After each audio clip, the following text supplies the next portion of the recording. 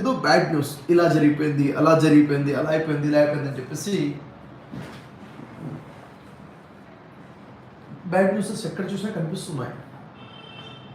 యాక్చువల్గా బహుశా మీరు కూడా చూస్తుంటారు, కడప దగ్గర జరిగినటువంటి ఇద్దరు అమ్మాయిలు 19 years ఏజ్ ఉన్నటువంటి 19 సంవత్సరాలు వయసు ఉన్నటువంటి ఇద్దరు అమ్మాయిలు రైల్వే ట్రాక్ మీద పడిపోయి ట్రైన్ కింద పడి గూడ్స్ ట్రైన్ కింద పడి సూసైడ్ చేస్తున్నారు. కళ్యాణి మరియు పూజిత అనేటువంటి ఇద్దరు అమ్మాయిలు, ఇద్దరు కూడా 19 years ఏజ్ స్టూడెంట్స్. అది కూడాను అలాంటి వీరు సూసైడ్ చేసుకోవాల్సిన అవసరం ఏమొచ్చింది, ఎందుకు సూసైడ్ చేసుకుంటున్నారు, ఏంటి పరిస్థితి? నిజంగా చూసుకున్నట్లయితే అసలు ఈ సమస్య కేవలం కళ్యాణిది పూజితది మాత్రమే కాదు. ఈరోజు మనం చూస్తున్నట్లయితే మన భారతదేశంలో ఒక సంవత్సరానికి ఎంతమంది సూసైడ్ చేసుకుంటున్నారు అంటే నేషనల్ క్రైమ్ రిపోర్ట్స్ బ్యూరో ప్రకారంగా 1,60,000 మంది ఒక సంవత్సరానికి సూసైడ్ చేసుకుంటారు. అంటే ఎటుపోతుంది మన సమాజం? ఒక రోజుకి దాదాపుగా 450 మంది సూసైడ్ చేసుకుంటున్నారు.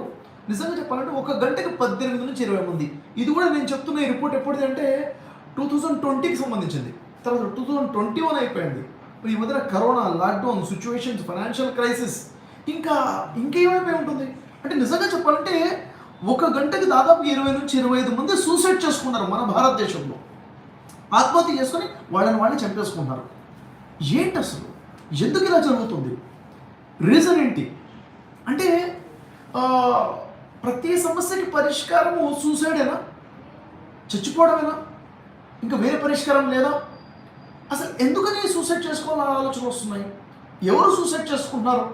ఒక్కసారి ఆలోచించాలి. ఎందుకంటే ఈరోజు బ్రతికి ఉన్న నేను, బ్రతికి ఉన్న మీరు, మన మీద ఉన్నటువంటి రెస్పాన్సిబిలిటీ ఏంటంటే మొదటిది మనల్ని మనం కాపాడుకోవాలి. మన సమాజంలో ఉన్న ప్రతి ఒక్క భారతీయుని, ప్రతి ఒక్క వ్యక్తిని కూడా కాపాడుకోవాల్సిన అవసరం ఉంది.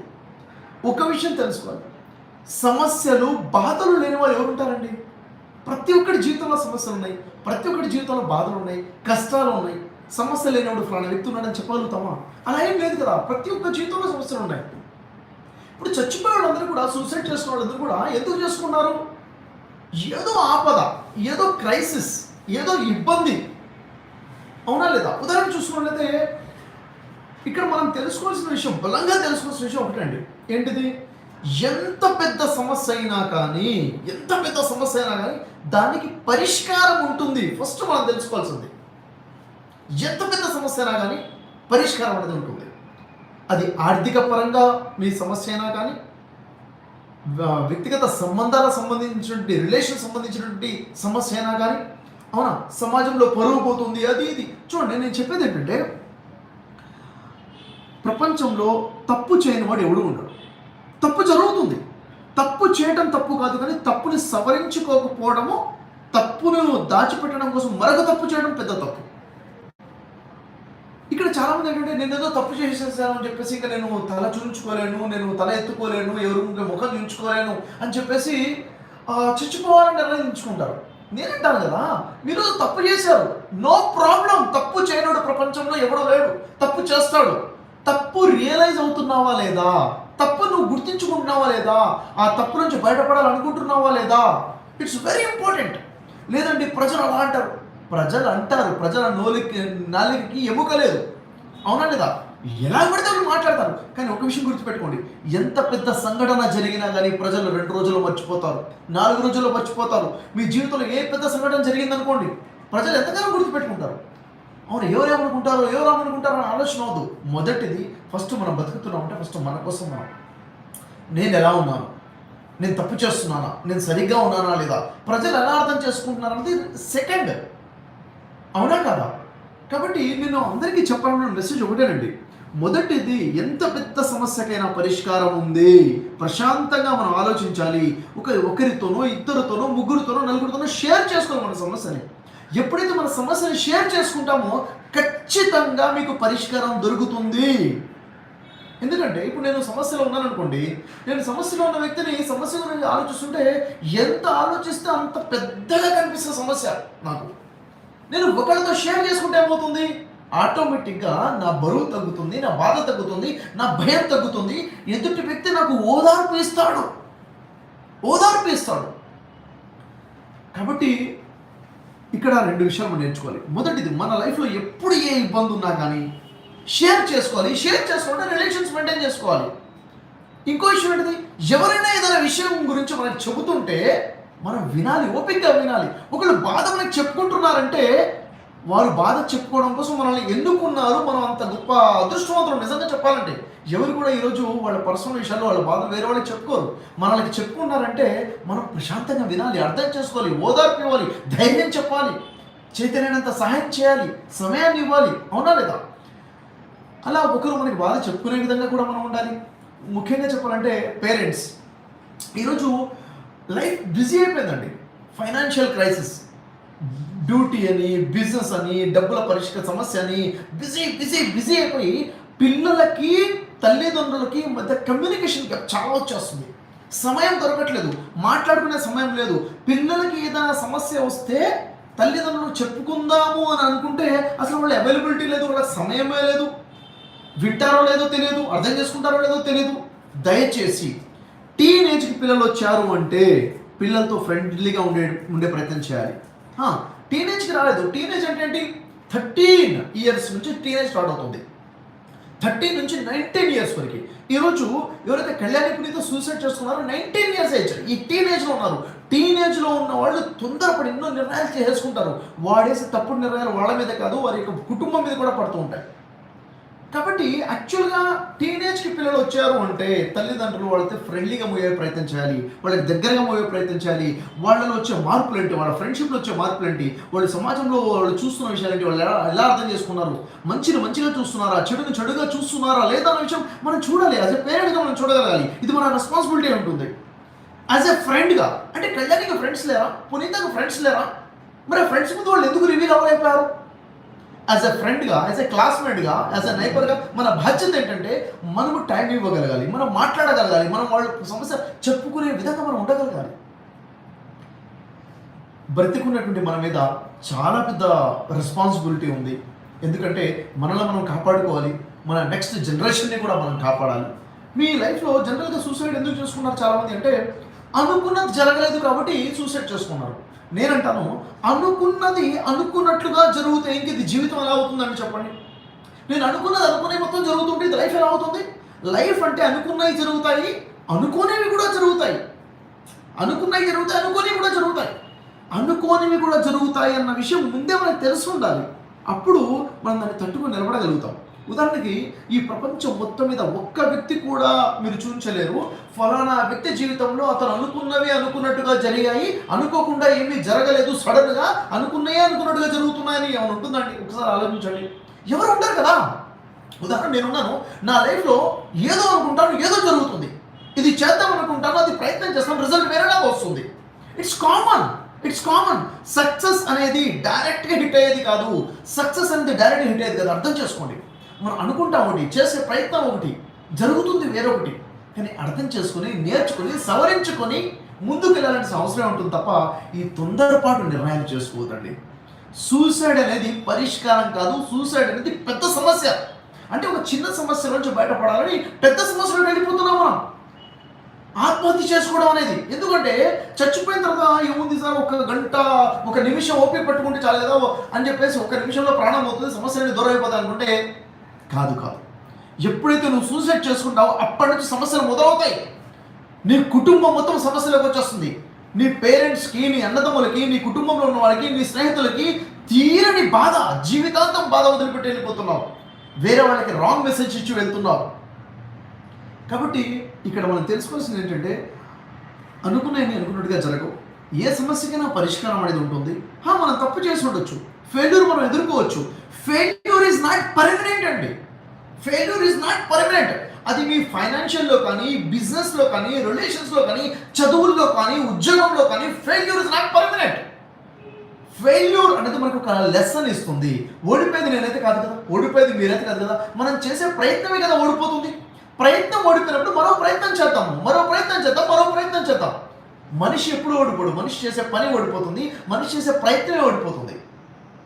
కాబట్టి దయచేసి మన రెస్పాన్సిబిలిటీ, మనతో పాటు ఉన్న వాళ్ళని మనం కాపాడుకునే ప్రయత్నం మనం తప్పకుండా చేస్తూ ఉండాలి.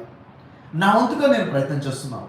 2022వ సంవత్సరం ఎప్పుడైతే మొదలైందో వెంటనే నేను ఒక ఫ్రీ వర్క్షాప్ నేను అందరి కోసం అందించాను. అందరూ వారి లైఫ్లో నిలబడాలి, వాళ్ళ కోరికలను తీర్చుకోవాలి, top 10 secrets of successful life, new life అని చెప్పేసి. ఆ తర్వాత బిజినెస్ పీపుల్ కోసం గ్రో యువర్ బిజినెస్ అని జనవరి 20వ తేదీన ఫ్రీ వర్క్షాప్ అందజేశాను. అదేవిధంగా ఇప్పుడు నేను అనౌన్స్ చేస్తున్నాను, ఒక ఫ్రీ వర్క్షాప్ నేను ఆన్లైన్లో ఫ్రీ వర్క్షాప్ నేను చేయబోతున్నాను. ఫుల్ఫిల్ యువర్ డ్రీమ్స్, మీ కలలను నెరవేర్చుకోండి. ఇది ఎలా? 3 గంటల వర్క్షాప్ నేను ఫ్రీగా ఇవ్వబోతున్నాను. 6వ తేదీన సాయంత్రం 7 గంటల నుంచి 10 గంటల వరకు ఈ 3 అవర్స్ జరగబోతున్నటువంటి ఈ వర్క్షాప్ మీరు తప్పకుండా అటెండ్ అవ్వండి. మీ ఫ్రెండ్స్ అందరికీ చెప్పండి, మీ రిలేటివ్స్ చెప్పండి. వారి లైఫ్లో ఏవైతే కళలు ఉన్నాయో, వారికి ఏవైతే డ్రీమ్స్ ఉన్నాయో ఆ డ్రీమ్స్ ఎలా ఫుల్ఫిల్ చేసుకోవాలి. ఎందుకంటే అనుకున్నట్టు జరగట్లేదని సూసైడ్ చేసుకున్నారు, బాధపడుతున్నారు, డిప్రెషన్లోకి వెళ్తున్నారు. అనుకున్నవి ఎలా నెరవేర్చుకోవాలనేది పాయింట్. అవునా లేదా? నా మీద ఉన్న బాధ్యతగా నేను గుర్తించుకుంటూ యాజ్ ఎ మోటివేటర్గా, యాజ్ ఎ బిజినెస్ ఆచార్యగా ఫుల్ఫిల్ యువర్ డ్రీమ్స్ అనే ఒక వర్క్షాప్ ఇస్తూ ప్రజలకి ధైర్యాన్ని, ఒక వేని, ఒక పాత్ని, సక్సెస్ పాత్ని చూపించాలన్న ఆలోచనతో నేను ఇప్పుడు అనౌన్స్ చేస్తున్నాను. వింటున్నటువంటి ప్రతి ఒక్క వ్యక్తి యొక్క రెస్పాన్సిబిలిటీ ఏంటంటే ఈ వర్క్షాప్ అటెండ్ అవ్వండి. మీ లైఫ్కి మీరు చేసుకునే హెల్ప్ ఏంటంటే ఈ వర్క్షాప్ అటెండ్ అవ్వడం. అంతేకాకుండా ఈ వర్క్షాప్ గురించి కనీసం 100 మందికి చెప్పండి. Free workshop. ఎప్పుడైతే నేను వర్క్షాప్ కండక్ట్ చేస్తుంటానో రామోజీ ఫిల్మ్ సిటీలో 2 days వర్క్షాప్ నేను ఛార్జ్ చేస్తాను. దానికి మీకు తెలుసు. చాలా మంది అంటారు మీరు వర్క్షాప్కి ఛార్జ్ చేస్తున్నారు, మీరు కమర్షియలే కాదు. కమర్షియల్ అవ్వడం కాదు, నేను ఫ్రీ వర్క్షాప్స్ ఇస్తున్న విషయం మీరు గుర్తించండి. ప్రతి ఒక్క వ్యక్తికి నేను అందుబాటులో ఉండాలన్నదే నా ఆలోచన. మరొక సంఘటన ఇలా జరగకుండా కాపాడుకుందాం. ఒకటే మీకు తెలుసు మిషన్ నేను సైతం సమాజం కోసం ఒక ఆశయంలో ఒక ఆశయం, ఆత్మహత్య రహిత సమాజాన్ని ఏర్పాటు చేసుకోవాలి. ఆత్మహత్య లేని సమాజం మనది కావాలి. ఎప్పుడైతే మన సమాజంలో ఆత్మహత్యలు జరగవో అప్పుడు మన సమాజం గురించి మనం గొప్పగా చెప్పొచ్చు. వీఆర్ ఇండియన్స్, ఇండియా అని చెప్పేసి గొప్పగా చెప్పొచ్చు. భారతదేశాన్ని అలాంటి దేశంగా మనం నిలబెట్టుకోవాలంటే ఒక్కడి వల్ల ఏ పని కాదు. మనందరం కలిసి పనిచేయాలి. మనల్ని మనం నిలబెట్టుకోవాలి, మనతో పాటు ఉన్న వాళ్ళని కూడా మనం నిలబెట్టాల్సినటువంటి అవసరం ఎంతనే ఉంది. ఆత్మహత్య చేసుకోవడం మహాపాపం. సూసైడ్ చేసుకోవడం చాలా పెద్ద సిన్, చాలా పెద్ద సిన్. ఆధ్యాత్మికత నమ్ముతున్నటువంటి మీరు మనందరికీ ఒక మెసేజ్ నేను ఇవ్వాలనుకుంటున్నాను. ఎందుకంటే ఇహలోకం శాశ్వతం కాదండి. ఇహలోకం ఏదైతే ఉందో ఇహలోకం శాశ్వతం కాదు. చనిపోయిన తర్వాత పరలోక జీవితం ఉంది. మన పెద్దలు చెప్పారు, గ్రంథాలు చెప్తున్నాయి. శాశ్వత స్వర్గం ఉంది, శాశ్వత నరకం అనేది ఉంది. ఎవరైతే సూసైడ్ చేసుకుంటాడో అతను స్వర్గ ప్రవేశం చేయలేడు. సూసైడ్ చేసుకుంటే ఉదాహరణకి ఒక వ్యక్తి ఊరేసుకుని చచ్చిపోతే ఏముంది, 1 నిమిషం 2 నిమిషాలే కదా అనుకోవచ్చు. ఏ విధంగా అయితే ఒక వ్యక్తి చచ్చిపోతాడో అతనికి దేవుడు అలాంటి శిక్షణ విధిస్తాడు నరకంలో. అంటే అతను మాటిమాటికి ఊరేసుకోబడతాడు. ఇంకా అదే శిక్ష కొనసాగుతుంది. 1 నిమిషం అయ్యే బాధ కాదండి, అది కంటిన్యూగా ఉంటుంది. పైనుంచి దూకిపోయి చచ్చిపోయారు, కాల్చుకుని చచ్చిపోయారు, అదే శిక్ష కంటిన్యూ అవుతుంది. అంటే శిక్షార్హమైనటువంటి తప్పు, పాపం అది సూసైడ్ చేసుకోవడం. శిక్ష అంటే ఇక్కడ ప్రాపంచిక శిక్ష గురించి మాట్లాడలేదు, ఆధ్యాత్మిక తను నమ్ముతున్నటువంటి వ్యక్తులుగా మనం తెలుసుకోవాల్సినటువంటి విషయం అది. కాబట్టి జీవితంలో ఎప్పుడు కూడా సూసైడ్ చేసుకోవద్దు. అలాంటి ఆలోచన కనుక మీకు వస్తే బ్రదర్ షఫియన్ యూట్యూబ్ ఛానల్ ఓపెన్ చేయండి. కనీసం ఒక వీడియో చూడండి. ఖచ్చితంగా మీరు నిలబడతారు. నాకు నమ్మకం ఉంది, ఖచ్చితంగా మీరు నిలబడతారు. ఓకేనా? Thank you very much. ఎంతమంది అయితే నా మాట వింటున్నారో ఈ వీడియోని షేర్ చేయండి.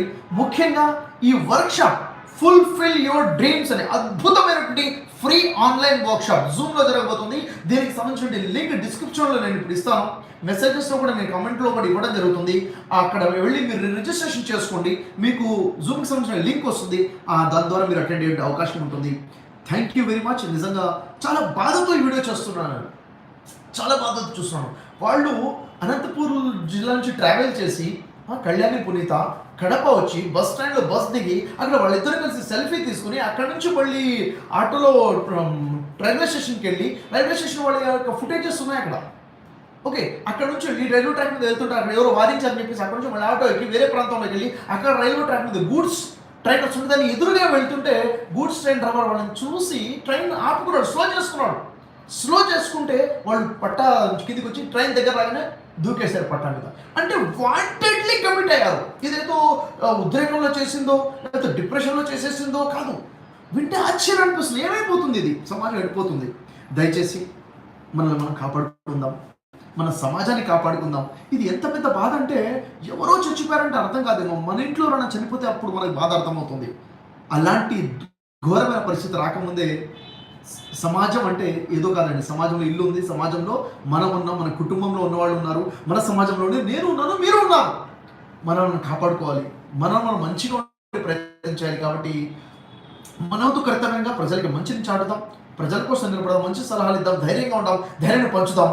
కాబట్టి ఈ బ్రదర్షిప్ యూట్యూబ్ ఛానల్ సబ్స్క్రైబ్ చేయండి, షేర్ చేయండి, ప్రజల్ని కాపాడే ప్రయత్నం చేద్దాం. మీకోసం నేను కండక్ట్ చేస్తుంటే ఫుల్ఫిల్ యువర్ డ్రీమ్స్, మీ కళలను నెరవేర్చుకోండి అనే వర్క్షాప్లో వేలాది మంది అటెండ్ అయ్యే విధంగా చూసి వేలాది మంది వారి కళలను నెరవేర్చుకునే విధంగా మనందరం సహకరిద్దాం. Thank you very much. All the best.